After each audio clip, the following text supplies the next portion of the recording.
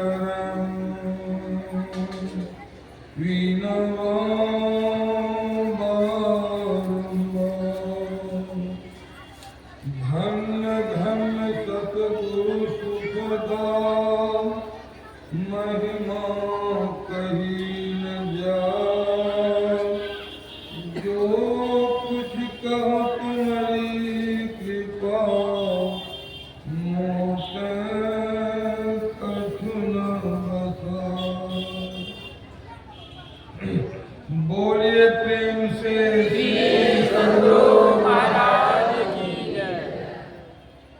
हाँ सुनिए, मन संचालक महोदय का अंतिम दिन, अंतिम क्षण में भी एहन कोहर के बोले छी एते लोग पंडालों से बाहर नहीं जाए। गुरु महाराज के जयकार लगाओ दिल खोल के, ये यहाँ मोहनिया से पार भागे कमा सुखिया चले। श्री सद्गुरु महाराज की जय। एक बार और प्रेम से सद्गुरु महाराज की जय।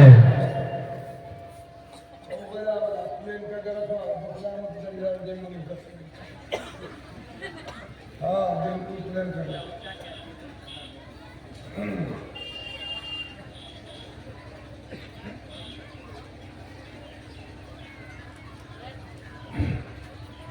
सूक्ष्म रूप में विराजमान सद्गुरु महाराज के चरण में प्रणाम। उसी के स्वरूप सकलोकवासी संत श्री श्रीधर बाबा के चरण में प्रणाम।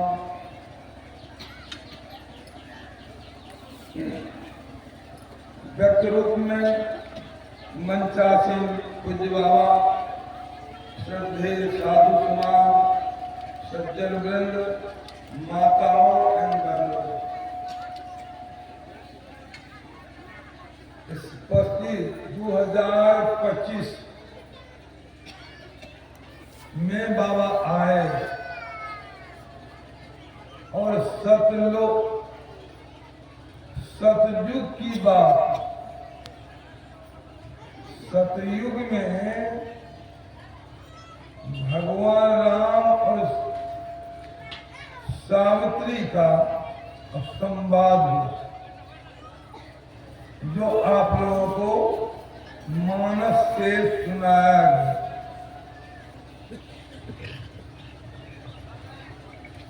जब भगवान सबरी के कुटी पर पहुंचते हैं तो स्वागत किस तरह करती है?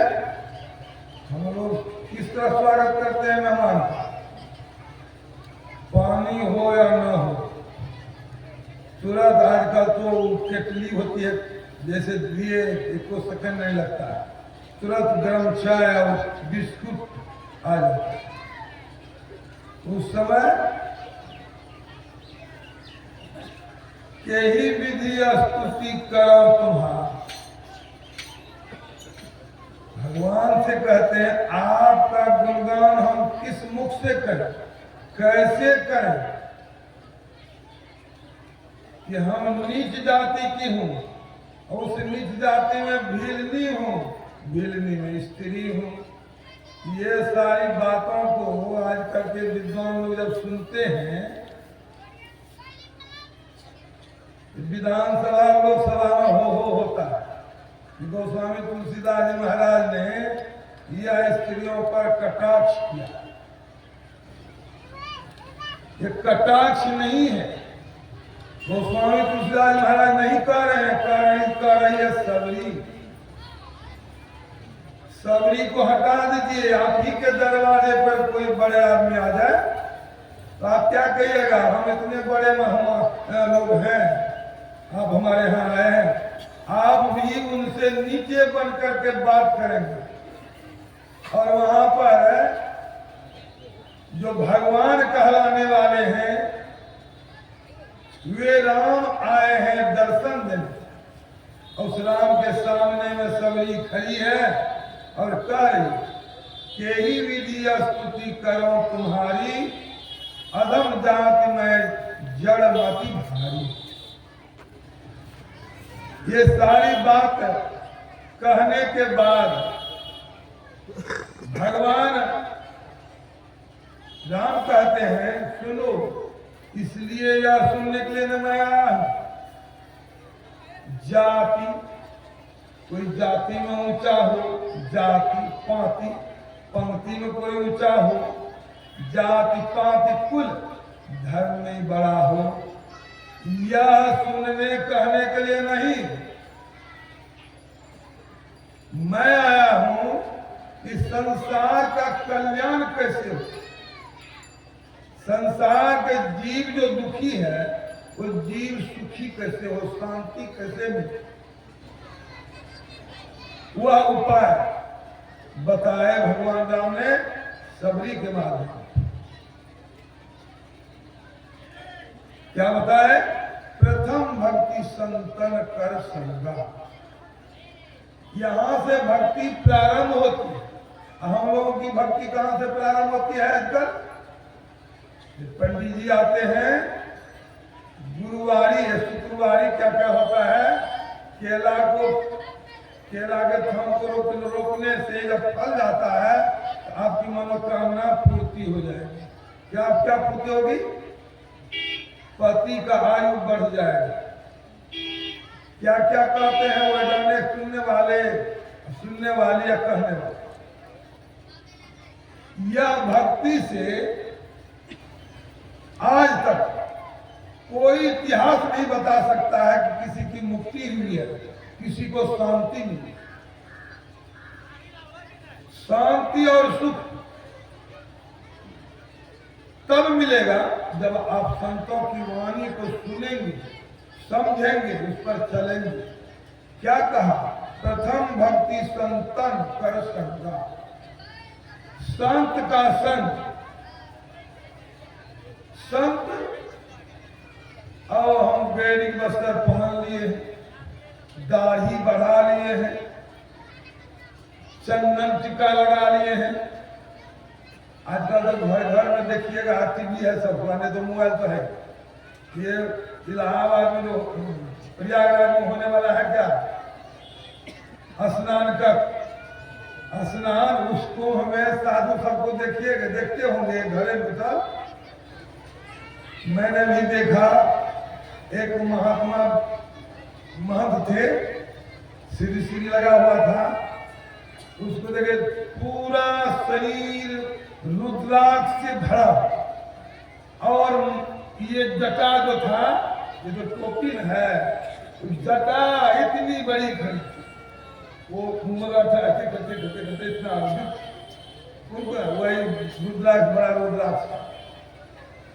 मतलब जिस तरह माई दाई कहीं चलती है सज धज करके, उसी तरह कितना सजता है कि देखने वाले आश्चर्य में रह जाते हैं।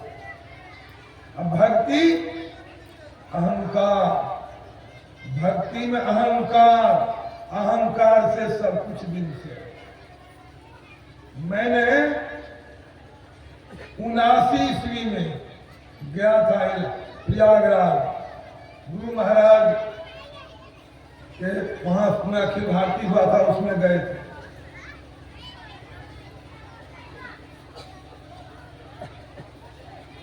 एक खंबा इससे ज्यादा इतनी चौड़ी होती है, लंबी होती है, जहां से महात्मा लोग निकलते हैं। उसमें इतनी मोटी मोटी शखवा का खंबा, पशुओं को नहीं घेरा जाता है उसमें। इतनी मोटी मोटी खंभा 5 फीट का 10 फीट का दोनों तरफ इधर से वहां बांध दिया जाता है, जहां स्नान होता है। जहां घुसता है वहां गेट है, गेट में जब घुसा तो पहले घुसता है अस्तबल, घोड़ा पर चढ़ करके सिपाही, और उसके नीचे में अगल बगल वो बंदूकधारी सिपाही, तब रहता है वो नग्न वो खारे का महात्मा लोग और महंत लोग, सब रहता है, जाता है पानी में स्नान किया, सब अपना अपना जगह पर चला गया। इसी को कहते हैं अमृत स्नान। जिस स्नान से आज तक किसी को शांति नहीं मिली, सुख नहीं मिला। शांति और सुख कैसे मिलेगा? जब इस प्रयाग में आप स्नान करें। इस प्रयाग में कैसे स्नान करेंगे? इस प्रयाग में स्नान करने के लिए संतों ने बताया, सुनिए, संत ने बताया, सुनिए, पहले सुनिए और सुन करके समझिए, सुन करके समझिए, ऐसा नहीं समझिए। एक किसान था, जा रहा था वही प्रयागराज मेला, स्नान करने ले आया घूमने के लिए। अब पत्नी थी, पुतहु था, बेटा था, सबसे कहा गेहूं का बीज है, मकई का बीज है, धूप दिखा देना बेटा, अपने पुतों को, बेटा को, पत्नी को, सबको समझा ना? तो हाँ बाबा बहुत समझ गए, आप जाइए निश्चिंत होकर के हम लोग समझ गए। बाप गया उधर धूप कौन चीज दिखाया? बाजार में मिलता है बहुत सेंटदार अगरबत्ती, वो अगरबत्ती ले आया, खोला खोल करके रोज दिखाने लगा, खोल करके अगरबत्ती दिखाने लगा। कुछ दिन के बाद जब आया, जब बोने का समय हुआ, कहा गेहूं है कि नहीं? हाँ है, निकालो, बोएंगे खेत में। गेहूं में सुन्ना लगा हुआ था, वो भी जलवेगा। यह समझना होगा जिससे भक्ति नहीं होगी। जैसा समझिएगा तो भक्ति नहीं होगी, तब कौन सी भक्ति होगी? आवागमन वाला भक्ति, जन्मना मरना ये छूटेगा नहीं। ये जन्म मरण से छूटने के लिए आज बाबा ने पाठ करवाए हैं सबरी का प्रसंग, जिसमें पहली भक्ति संतों का संग। संत वे होते हैं खट विकार जित अनघ अकामा, जो 6 विकारों से रहित है, जो 6 विकार के शिकार नहीं है, वे होते हैं संत। वे अकिंचन होते हैं। ऐसे संतों का संग हो जाए, ऐसे संतों का दर्शन हो जाए जीव को, तो वह जीव आवागमन से छूट जाता है। आवागमन से नहीं, इतर जोनि से जरूर छूटता है। इतर जोनि से वह जीव मनुष्य जोनि में आ जाता है। आप सुने होंगे, महाभारत की एक लघु कथा है। एक बार व्यास जी टहलने के लिए निकले, जिधर निकले उधर से विपरीत दिशा में एक कीड़ा दौड़ते हुए आया।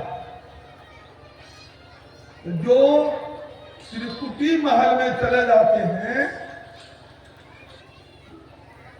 जो पशु बोले, मनुष्य बोले, जो कुछ बोले, सबकी भाषा को समझते हैं और सब के विषय में जानते हैं। ये कहां से आए हैं, कहां जाएंगे, सारी बातें को जानने लगते हैं। तो व्यास जी ने कीड़ा से पूछा है कि क्यों तुम इतनी तेजी से दौड़ते जा रहे हो? कहा महाराज, गाड़ी की घड़घड़ाहट नहीं सुन रहे हैं, गाड़ी आ रही है। हो न हो गाड़ी आई, हमारे देह पर चढ़ जाएगा तो हम तो चकनाचूर हो जाएंगे। का कीड़ा का शरीर है, इसमें भी तुमको मोह है। कहा महाराज ये अभी तो यह शरीर है तो दौड़ सकते हैं, ये कैसा शरीर है जिसमें दौड़ भी नहीं सकते हैं, चल भी नहीं सकते हैं, वैसा भी शरीर मिल जाता है तब। कहा सुनो सुनो, अब तुमको मेरा दर्शन हो गया, तुमने हमको देखा, अब तुम कीड़े के जोड़ी में नहीं जाओगे। उसी समय गाड़ी आई, गाड़ी का पहिया चढ़ा, चकनाचूर हो गया, और वह कीड़ा जो संतों का दर्शन करते हुए शरीर त्यागा, वह कहाँ चला गया? राजकुमार बन करके राजा के यहाँ पैदा हुआ। वो राजकुमार बन गया मनुष्य। यह अल्लाह हुआ दर्शन। तो इसलिए भगवान राम ने सबरी के माध्यम से सबको बता रहा है कि प्रथम भक्ति संतन कर संगा, साधु का संग, संतों का संग। जब संत का संग करेंगे, उनके संग से रंग लगेगा। जैसे आदमी के नजदीक आप बैठिए, उनकी वाणी को सुनिए, आपके मुंह से भी उसी तरह की वाणी निकलेगी। गाय, अभी तो गाय भैंस नहीं है, लोग भाषा नहीं है, पहले जो होता था, अभी भी जहां तहां है, तो गाय भैंस व चराने वाले चरवाहा के पास जाइए, आप कुछ बोलिए नहीं, वह गाय को भी भैंस को भी लोगों को भी अपशब्द ही उच्चारण करेगा जो आपको अच्छी नहीं लगेगी। क्यों? वह वैसा ही सुन रहा था, उसी तरह बोलता है। घर में भी पढ़े लिखे नहीं है, बेटी है, बेटा है, पति है, पत्नी है, पत्नी पति को और पति पत्नी को अपशब्द बोलता है। क्यों? समझदारी नहीं। इसलिए संत कहते हैं सुनिए और सुन करके समझिए। सुनी समझाही, जन मुदित मन, आनंद मन से सुनो। मन को घर पर रख करके नहीं, संग में रख करके, बाल बच्चे के साथ नहीं रह करके, संतों की वाणी पर ध्यान देकर सुनिए। सुनी समझाई, जन मुदित मन। तब क्या होगा? ऐसा करेंगे तब, जब मंजन करेंगे तब 4 फल मिलेगा। तो कितना फल आए हैं आप लोग हाथ में? देखो फल, वो रामदाना खाने मिलता है, ले आते हैं बार ये आया सत्संग सुनने के लिए, रामदाना चढ़ाने, सत्संग सुनने के लिए। जहां से कहते हैं बार जहीं से आ रहे हैं, जहां सा जगह है, हाथ जोड़ करके वहीं प्रणाम करके बैठ रहे, लेकिन बेइज्जती तो नहीं है। ये यहाँ संतों के समाज में यदि आप इस वाणी को सुनेंगे, समझेंगे आनंद मन से, तो आपको 4 फल मिलेगा, और धर्म, काम और मोक्ष। कहीं नहीं मिलेगा, किसी बाजार में भी नहीं मिलेगा, ऐसे संतों के बाजार में मिलेगा। जब सुनेंगे समझेंगे, इस पर चलेंगे तब ये मिलेगा। इस तरह 5 भक्ति तक यह असूल भक्ति है, मन को लगाने वाली भक्ति है। सुबह में मैंने कहा था कि पढ़ाई करने के लिए जब बच्चा जाता है, मन नहीं लगता। मन को या डांट करके, धोप करके या प्रलोभन दे करके लगाया जाता है। और जब वह प्रलोभन में बच्चा पड़ जाता है, तो वह लिखने लगा और उसका चावसी कर देता था और बढ़ने का प्रयत्न करता है। यह 5वीं भक्ति तक संतों ने प्रलोभन दिया कि पहली भक्ति है संतों का संग करो, दूसरी भक्ति है गुरु करो, इसी तरह 5वीं पहले नाम जपो, 6ठी भक्ति है सूक्ष्म। वो सूक्ष्म भक्ति जब या पांचों भक्ति में आप पूर्ण हो जाएंगे तो छठी भक्ति छठदम श्री नम्र बन जाएगा। नम छठदम शील वीरति बहु कर्मा, बहुत सारे बाहरी कर्म से आप छूटेंगे। बाहरी कर्म की तरफ आपका ख्याल नहीं जाएगा। जाएगा कहां? आपको अपनी तरफ, हम अपने को देखें, इस तरह वह अपने में अपने को लगाएगा। छठी भक्ति से इंद्रियों का दमन और इंद्रियों के दमन से आगे जो इंद्रियों में शक्ति जाती है वह शक्ति रुक करके ऊपर की ओर एक गुदामार्ग से सिम्टम होगा। इधर ऊपर होते होते कहां तक समझेगा? बिंदु में। जो सवेरे ज्योति योग की बात हो रही थी, भगवान शिव ने कहा था कि यह ज्योति योग दृष्टि योग दोनों दृष्टि को जब जोड़ेंगे, जहां पर दोनों दृष्टि टिकेगी वहां पर तीसरा चीज उत्पन्न होगा, उसी को बिंदु कहते हैं। वह बिंदु ज्योति स्वरूप है। ज्योति स्वरूप इसी को गोस्वामी तुलसीदास जी महाराज ने कहा, तुलसी लेटे रूप निजा बिंदु सिय के रूप, देखी लखै सीता है राघव रेख अनु। जो कोई राम का दर्शन करना चाहता है तो सबसे पहले सीता का दर्शन करना पड़ेगा। यदि कोई सीता का दर्शन नहीं करे तो राम का दर्शन नहीं करे। इसलिए छठी भक्ति इंद्रियों का दमन, इंद्री विषय में जो भागती है उसको रोक करके निर्विषय की ओर लगाना। हाथ है, दो साथी हैं, रास्ते चल रहे हैं, एक साथी के घर के पास आ गए। अब एक कहता कि नहीं हमारे यहाँ चलो, एक वो कहता हमारे यहाँ। दोनों हाथ हो गए, दोनों को जिधर हाथ में जब घींचा पाया तब हाथ में शक्ति, सारी शक्ति आ जाती। उसी तरह यदि आप यह छठदमशील करेंगे, इंद्रियों का दमन करेंगे, इंद्रियों की शक्ति कहाँ जाएगी? वो बिंदु पर जहाँ दोनों चेतन धार एक होगा वहां जा करके टिकेगी। और क्या होगा? धीरे धीरे धीरे वहां जहां टिकाने के लिए, जहां रोकने के लिए संत बताते हैं वहां आप रोकेंगे। जैसे रुका वहां ब्रह्म ज्योति का प्रकाश, वह ब्रह्म ज्योति थोड़ा 1 सेकंड भी नजर आ गया, देख लिए, वो जीव अधोगति में नहीं जाता। बार बार मनुष्य शरीर में, अच्छे शरीर, अच्छे घर में जन्म लेकर के आता है। तब संतों का भी दर्शन करके, संतों की वाणी को सुन करके, उनकी जो वाणी है, आगे वाला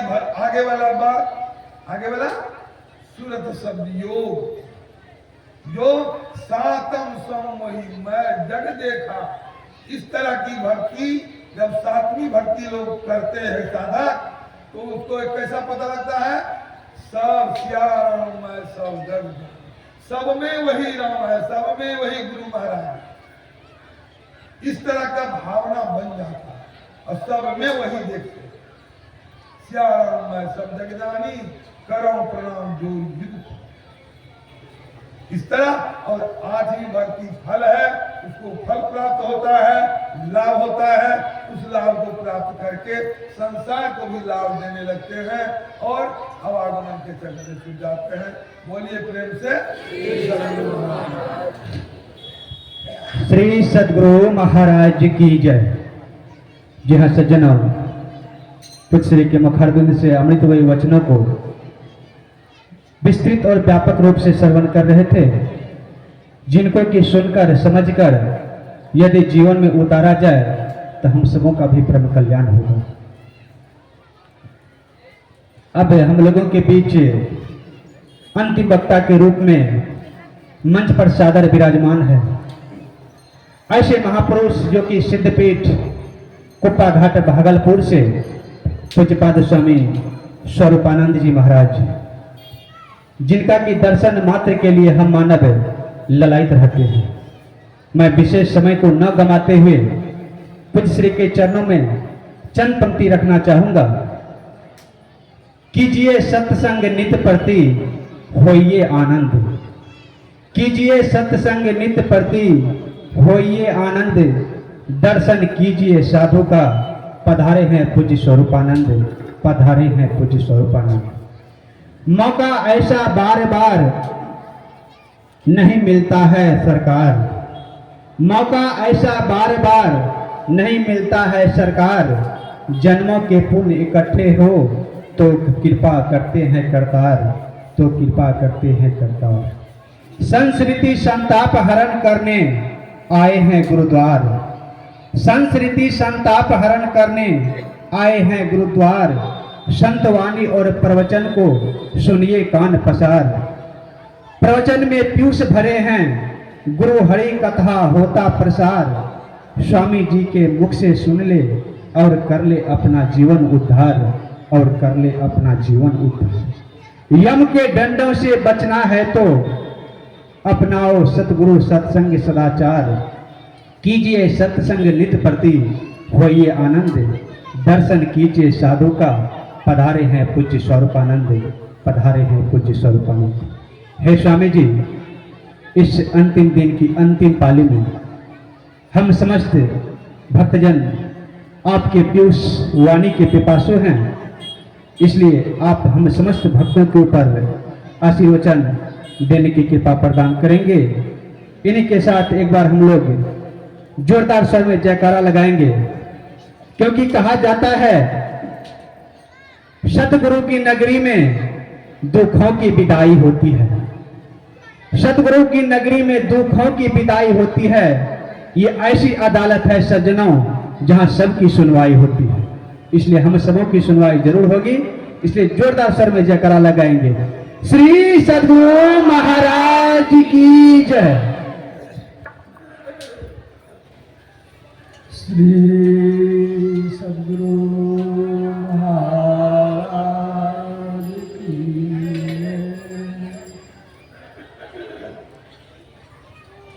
वंदे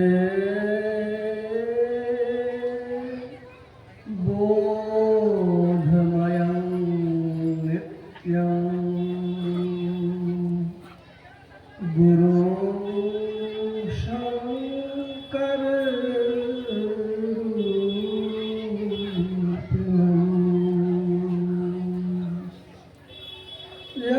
यवास्त्रितो हि वक्रो चंद्र सर्वत्र वन्द्यते, बंदो गुरुपदकंद कृपा सिंधुरूपहर, महामोहतम पुण्य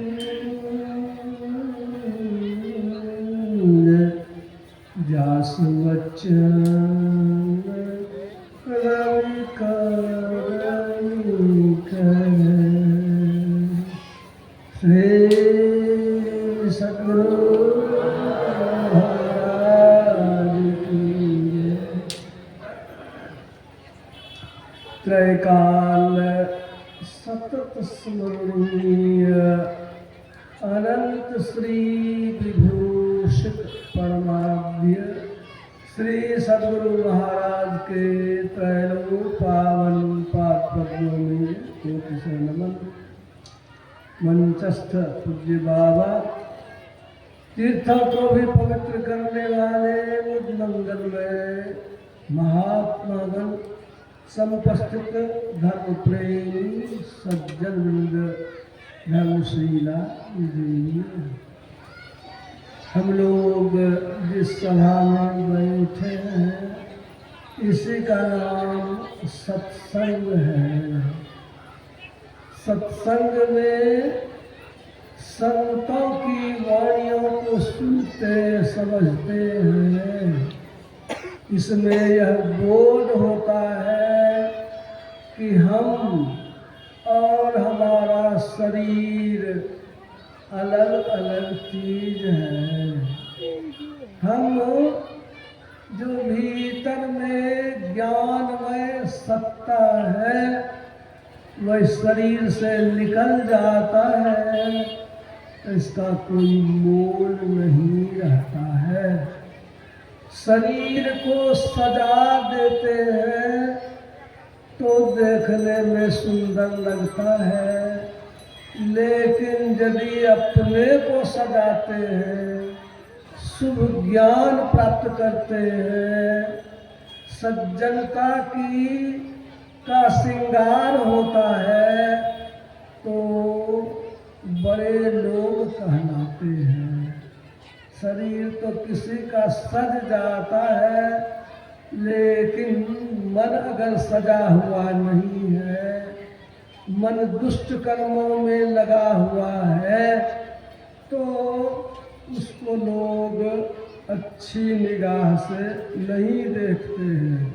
भले ही गुणवान धनवान है, सामने में लिहाज से प्रणाम कर लेते हैं, लेकिन मन में उसके प्रति अच्छा ख्याल अच्छा भाव नहीं रहता है। इसलिए शरीर से अधिक जरूरत है शरीर के भीतर रहने वाली जो ज्ञानमय जीवनी शक्ति है उसको सजाने की, और वह सजता है तो सद्ज्ञान से, संतों के ज्ञान से। और इसीलिए सत्संग की कितनी भी बड़ाई की जाए वह थोड़ी हो जाती है। संत लोगों का दर्शन होता है तो मन में शुद्ध भाव हो जाता है। वो संत दरस को जाइए तजी ममता अभिमान, ज्यों ज्यों पग पूनी पड़े कोटिन तीरथ समान। लोग कहते भी है भी कि वो साधु संतों के दर्शन से ही मन में भगवान की याद आती है। कबीर दर्शन साधु के साहब आवे याद, मन बदल जाता है। ये शुद्ध भावना का संचार हो जाता है। इसलिए वो कहा सूरदास जी महाराज ने, जा दिन संत पाहुने आवत, तीरथ कोट अनहान करे फल, दर्शन ते ही पावत। 1 करोड़ तीर्थ में नहाने का फल संतों के दर्शन मात्र से प्राप्त हो जाता है। क्योंकि तीर्थों में जाने पर भी मन में शुद्ध भाव हो जरूरी नहीं है, लेकिन संतों के दर्शन से शुद्ध भाव आ जाता है। ये एक छोटी सी कथा कि एक संत पहुँचे एक गांव में। लोगों ने कहा बाबा भोजन कीजिए। कहा भोजन तो करेंगे, लेकिन जो 1 लाख तीर्थ किया है उसी के हाथ का बनाया हुआ खाएंगे। गांव में चर्चा हुई, तुम्हारा कितना तीर्थ हुआ है? लोग जोड़ते जोड़ते 200, 400, 500, 1000, कोई का पूरे 100,000 पूरेगा तब न लाख होगा। अब खाएंगे बाबा जी कैसे? तो सब लोग तो हार गए। एक नई दुल्हन आई थी, बुढ़िया सास को कहती है, सासू माँ आदेश कीजिए तो हम बाबा को भोजन करावेंगे। सासू माँ कहती है तू कल की लड़की है, बुढ़िया सबको पूर्वे न किया है, और तुमको कैसे 1 लाख तीरथ पुर गया। तब कहती है सासू माँ को आदेश कीजिए तो हम खिलाइए देंगे बाबा। खिला सकती है तो खिलाओ ना, भूखे नहीं। तो वो गई भोजन बना करके कि साधु का भोजन कौन चीज है, नून न तेल छुच्छे ढके, कुछ रहता है उसमें, उसना भूपा खाते हैं, सफाई से बनाना पड़ता है। स्नान करके गेहूं चावल धो करके बढ़िया से तब शुद्धता से बनाया जाता है, वह मैं जानती हूँ। बढ़िया से भोजन बना करके वो साधु का सादा भोजन लेकर के जाती है बाबा के पास। बाबा भोजन कीजिए। बेटी मेरी शर्त जानती हो ना? तो क्या बाबा? 1 लाख तीरथ जिसका होगा उसी के हाथ का भोजन करेंगे। तो कहते बाबा टटका की बासी, हाँ कि टटका की बासी, टटके बता दो। आप लोग सत्संग में कहते हैं संत मिलन को जाइए, तजी ममता अभिमान, ज्यों ज्यों पग पूरी परे कोटिन तीरथ समान। बाबा आप संत हैं ना, तो मैं घर से चली हूँ, कितना देर चली हूँ, इतना करोड़, एक डेग में का करोड़, इतना करोड़ तो टटके टटकी हो गया है। तो ओ बाबा जी कहते रहे तुम सत्संगिनी है क्या? कहो बाबा हमरे नहरा में सब सत्संगी है, बचपन से ही सत्संग सुनी। का तुरे हाथ का न खाएंगे तो किसके हाथ का खाएंगे? गोया सत्संग का जो ज्ञान है वह महान बना देता है। यदि शास्त्र को पढ़ेंगे तो राजा श्वेत है, बहुत यज्ञ किया है, बड़े प्रतापी राजा है, चले गए हैं ब्रह्मा के लोक में, लेकिन वहाँ भी इसको लगती है भूख। अब भूख लगती है तो पेटवा तो नहीं मानेगा। ब्रह्मा जी भोजन दीजिए, अरे ब्रह्मलोक में भोजन नहीं रहता है, यहाँ किसी को भूख नहीं लगती है।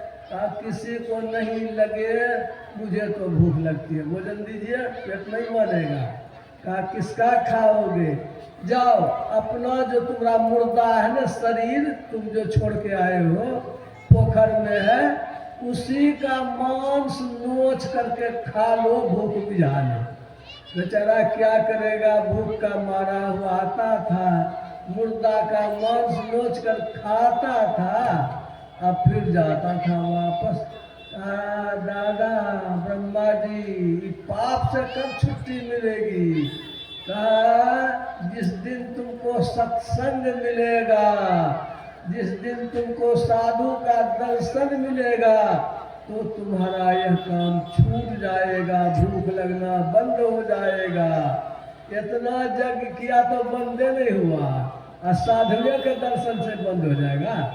कौन साधु मिलेंगे? कहा अगस्त मुनि तुमको मिलेंगे। एक दिन अगस्त मुनि टहल रहे थे, आकाश में देखा सुंदर विमान है, और उनको लगा इतना सुंदर विमान है तो आदमी कैसा होगा? ब्रह्मलोक का आदमी का सुंदर देवता किस लिए आया है? दूर से देख रहे हैं अगस्त मुनि, देखा उतरा विमान से, चला गया पोखर में, मुर्दा का मांस खा रहा। आश्चर्य हुआ, इतना सुंदर शरीर देवता, अच्छिया मुर्दा खाता है। ये भी पहुँचे धीरे धीरे विमान की तरफ, और भी खा करके हाथ मुंह धो करके आया। जैसे नजर पड़ी अगस्त मुनि पर, एकदम गिर गया लाठी के तरह पैर पर। बाबा कल्याण कीजिए, उद्धार कीजिए। भैया कौन हो? कहा कि आपने राजा श्वेत का नाम सुना है? हाँ बाबा, वो तो हजारों वर्ष पहले बड़े प्रतापी राजा थे, बहुत यज्ञ किए थे, हाँ, मैं ही हूँ राजा श्वेत। उस यज्ञ के प्रभाव से मैं ब्रह्मलोक तो चला गया, लेकिन भूख लगती है तो ब्रह्मा जी की आज्ञा से अपने शरीर का मांस खाता हुआ फिर भर जाता है। आप उद्धार कीजिए। तब उन्होंने समझाया कि देखो, यह जो शरीर है, यह जो लोक है, जहाँ तक लोक है वहाँ तक शरीर है। चौभुज और अष्टभुज जो अथवा अनेक भुज जो, आश्चर्य तेज पुंज जो, सबसे सूरत फुटा दो। गुरु महाराज कहते हैं कतनहु बड़ा देवता देवलोक है, एक न एक दिन सब नष्ट हो जाता है। यह जो है ये स्वर्ग की कामना, इससे पूरा कल्याण नहीं होता है। तुम अगर चाहते हो तुम्हारा पूरा कल्याण हो तो शरीर से अलग समझो अपने को। आत्मा अलग है, उसको प्रकृति के गुणों को जय करके तब जब मिलते हैं तो वह जो मिलते हैं तो वह मिलना जो है उसको कहते हैं ब्रह्म निर्वाण मोक्ष। वह प्राप्त करोगे तो कल्याण होगा। ये शरीर सत्य नहीं है, एक न एक दिन खत्म होगा, चाहे कितनी भी लंबी आयु ब्रह्मा की क्यों न हो। इसलिए संतों के पास ज्ञान सीख करके और गुरु से जुगती लेकर भक्ति करेंगे, तब पर्दे को पार करके प्रकृति के गुणों से ऊपर उठेंगे और कल्याण होगा। ये जो संक्षेप में उन्होंने जो उसको भक्ति का रहस्य बतलाया, भूख लगना बंद हो गया, मुर्दा गायब हो गया, उनका कल्याण हो गया। यह पद्म पुराण की कहानी है, थोड़ा सा हिस्सा सत्संग योग में भी है। कहने का यह मतलब है कि सत्संग की बड़ी बड़ाई है। इसलिए कबीर साहब और संतों ने बहुत इसका गुणगान किया है। कबीर संगत साधु के जो गंधी को बास, जो कुछ गंधी दे नहीं तो भी बास सुबास। खिखिरनी है सबरी माई, सत्संग सुनती है, जूठन प्रसाद पाती है। खिखिरनी क्या बुझेगी संतवाणी को, लेकिन जंगली जानवर पर भी असर पड़ गया उसका, संतों के वाणी का, और अगले जन्म में वह हो गई रानी सुंदरी। और उसको ख्याल भी रह गया, सत्संगे के प्रभाव से खिखिरनी से रानी बनी है। अबरी ने सत्संग मिलेगा तो गड़बड़े हो जाएगा। इसलिए मांग करके लिया कि अगला बार जन्म हो तो कृपा हो, सत्संग मिले तो सबरी माई को मतंग ऋषि जैसे गुरु मिले, तीने जन्म में कल्याण हो गया। अच्छे गुरु मिले तो 3 जन्म में कल्याण हो गया। इसलिए सत्संग में जाते हैं, खूब ख्याल से, श्रद्धा से, प्रेम से सुनते हैं, मन में भाव उत्पन्न होता है, जीवन बदलता है। संतों के संग से जीवन बदलता है, नहीं तो फिर गड़बड़ हो जाता है। सुने होंगे कहानियाँ, एक है सेठ और उसकी पतोहू है सत्संगिनी। बाबाजी भीख मांगने जाता है, सेठानी सेठ की पतोहू आती है उधर से, भीख दीजिए मांगता है। तो वो पुतहू को पूछता है साधु कि तुम्हारी उम्र कितनी है। तो पुतहू कहती है कि साधु बाबा मेरी उम्र है 10 बरस। कहा तुम्हारे पति की उम्र कितनी है? कहा मेरे पति की उम्र है 5 बरस। सेठवा सुन रहा है दुकान से, बिगड़ रहा है, 10 बरस का उम्र है, इससे छोटे है इसका पति 5 बरस। कहा तुम्हारे सास की उम्र कितना है? कहा 1 बरस। और ससुर का जन्मे नहीं हुआ है। कहा ससुर तुम्हारा टटका खाते हैं कि बासी? कहा हमरे ससुर बस के खाते हैं।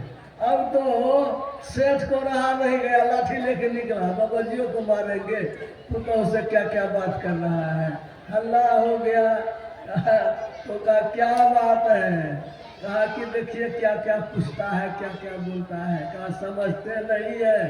क्या पूछा? साधु की बोली है। क्या?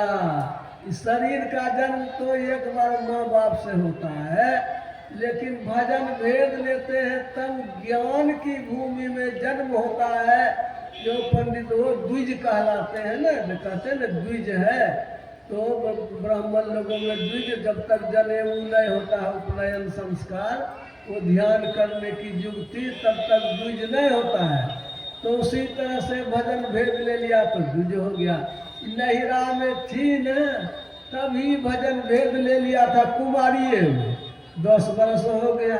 अब ब्याह हुआ, पति को समझाते समझाते 5 वर्ष होता है, इसके पति भजन भेद लिया है, इसलिए पति की उम्र 5 वर्ष हुआ। और सास पर दोनों बेटा पुतों को देखा सत्संग करते हुए, तो वो भी सुनते सुनते सास 1 वर्ष पहले भजन ली है, और आपको भी भजन भेद सठवा लेवे नहीं किया है, इसलिए जन्मे नहीं हुआ है। टटकाबासी की बात है, इस जन्म में तो आप भारी कंजूस हैं, कोई दान पुण्य कोई शुभ कर्म नहीं करते हैं, तब आपको धन संपत्ति जो मिला है पहले जन्म के पुण्य का मिला है। इसीलिए कहा कि पहले जन्म की कमाई का खाते हैं तो बसिया खाते हैं, इस जन्म में तो करते नहीं है। सेठवा की बुद्धि खुल गई। कहने का यह मतलब है कि हम लोगों को रहनी सहनी में सुधार करने की जरूरत है। सत्संग में ज्ञान की चर्चा होती है, लेकिन सुनिए खूब मन से। कैसे मन से सुनेंगे कि होश नहीं रहे, पूरी लगन से पूरी निष्ठा से सुनेंगे, अब समझ में आवेगा। तन मन तो रमे संसार में, तन साधुन के संग, तन कैसे समझ में आ गए? तुलसी आई वियोग थे नहीं लागा हरि रंग, तो दूसरी रति मम कथा प्रसंगा। कथा का जो प्रसंग है खूब ध्यान से सुनेंगे, समझ में आवेगा तो सोचेंगे गुरु तो चाहिए, बिन गुरु भव निधि तरय न कोई, जौ बिरंची शंकर सब होई। सो ब्रह्मा काहे न हो और भोला बाबा क्यों नहीं हो, बिना गुरु के संसार सागर से पार नहीं होता है। कुछ लोग कहते हैं भोले बाबा गुरु है, भेंट नहीं है, गुरु से भेंट होगी, समझावेंगे बुझावेंगे तब न गुरु हुआ। गुरु को चिन्हवे न करते हैं, रजिस्टर में लाइए हम नाम लिखा देते हैं, फूक दिया कि चला गया आपका नाम, हो गए रजिस्टर में, वो नहीं हुआ। गुरु समझावेंगे बतावेंगे तब न वो आपका लड़का की रक्षा करेंगे। रामायण में किस्सा है काकभुसुंडी जी का। काकभुसुंडी जी भोला बाबा की भक्ति करते थे और उनको गुरु भी था, गुरुओं भक्ति करते थे, आई भी भक्ति करते थे। अब भोला बाबा ने एक दिन देखा कि गुरु को प्रणाम नहीं किया, अब बैठले रह गया तो श्रापो दे दिया, और उस श्राप से बचाया कौन? गुरु ने बचाए। विनती किए भोला बाबा से, हमारा चला तो ज्ञानी है, कृपा कीजिए न। तो भोला बाबा प्रसन्न होकर के उसको कहे अच्छा जब अब तो शराब दे दिए तो सब अजगर तो बनना ही पड़ेगा, लेकिन तुम जो जन्मते मरते हो इसका दुख नहीं होगा, और यह जो है याद रहेगा कौन गलती से तुमको शराब मिला है, और यह कि सांप के शरीर के बाद तुमको मनुष्य का शरीर जब मिलेगा तब भगवान की भक्ति, राम की भक्ति तुम्हारे हृदय में उपजेगी। यह बात भी वरदान हो गया। श्राप को वरदान में बदलने की ताकत है तो गुरुए में। और गुरु मिलेगा वैसा मजबूत तब न, गुरु होगा बलवान तब न चला होगा पहलवान। और गुरु को अपने दम नहीं है तो चला को क्या होगा। गुरु जी के लिए ने कोटा भेजते हैं 50 को पढ़ाने के लिए, यहाँ नहीं काम चलता है क्या? यहाँ भी तो बहुत गुरु जी है। तो गुरु तो जग बहुत तक फिरे ज्ञान ध्यान सुधि नाय, तारी सके नहीं एक को गहे बहुत की बाई। वैसा गुरु से काम नहीं चलेगा।